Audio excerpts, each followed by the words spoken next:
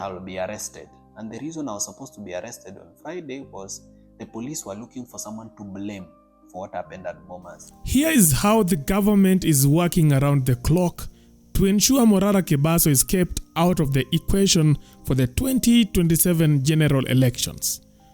Morara, who has emerged as the government's #1 enemy since he began exposing President Ruto's administration, has seen his influence skyrocket since his arrest and subsequent release from police custody.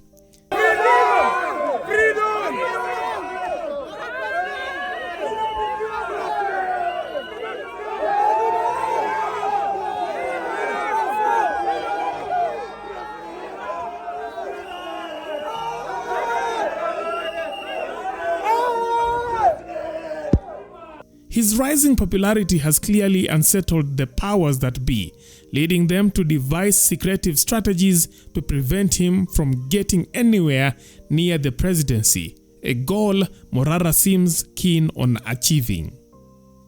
The government's fear of Morara Kebaso has reached such heights that they are not only tracking his phone calls, but have allegedly planted a mole deep within his trusted inner circle. This move is part of a broader plan to stay ahead of every step Morara Kebaso makes, using Kenya's advanced intelligence technology and this mole to outmaneuver him. Now, the other truth is that in my team, the NIS placed a mole a long time ago. You know, kweli. I have a mole on my team. Because when I got an accident in Embu, for me, nilikataza Wakenya, no, don't speculate. Nilikataza Wakenya, hapana, mwache kusema your accident was planned. Accidents happen and this has happened. But later, I realized Kenyans were not wrong to be paranoid or to be suspicious. Kenyans were actually right to be suspicious, and I was wrong not to be suspicious. Because the car that did an accident was not owned by an individual, it's owned by a company. And when you search the CR12 for that company in the register of companies and you check the directors, it's a dead end.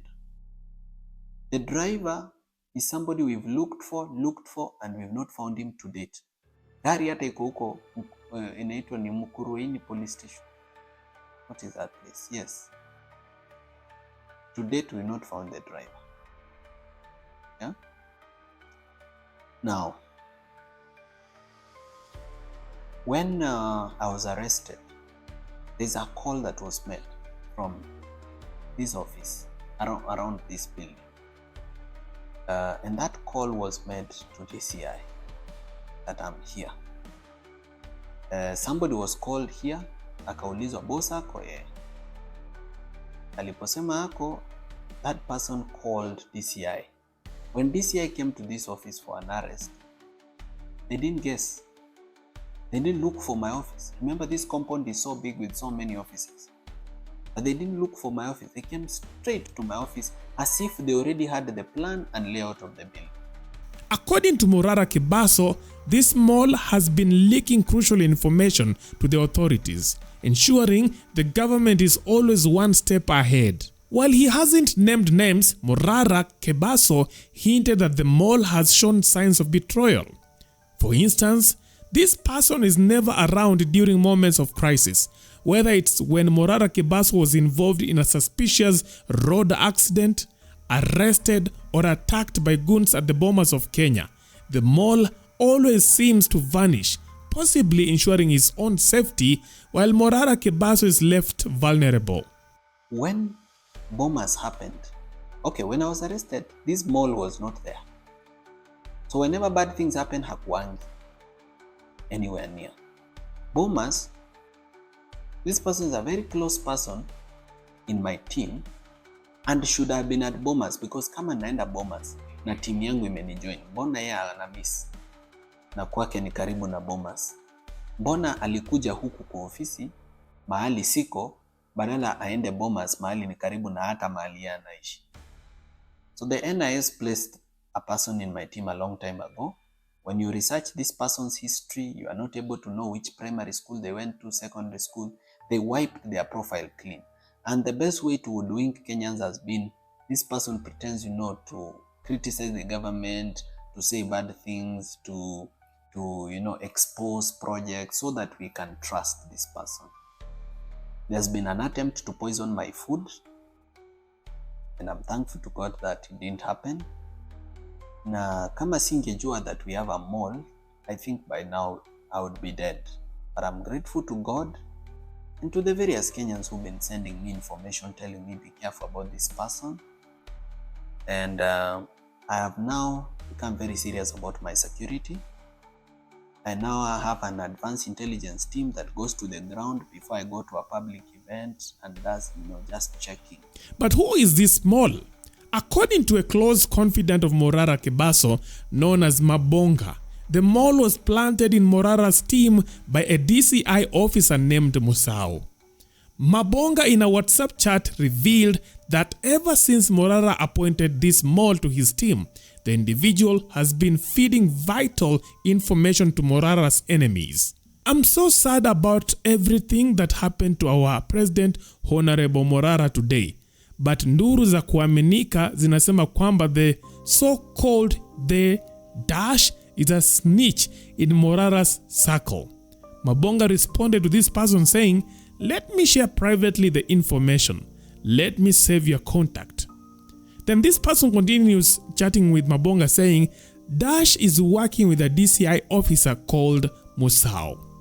Now I want you to mark the word "they" in the first chat, "they," then dash, where the name of this person is hidden, and then the person who is talking to Mabonga continues saying is a snitch in Morara's circle.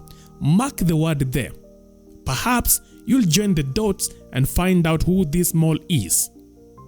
Now later, Mabonga shared a screenshot of Morara appointing Patrick Mwongera as his chief of staff at his political party.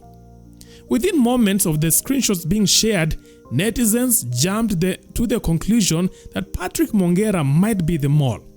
Social media pages linked to Patrick Mwongera were flooded with images of a mole, an unmistakable accusation from netizens who believe he is the one betraying Morara from inside.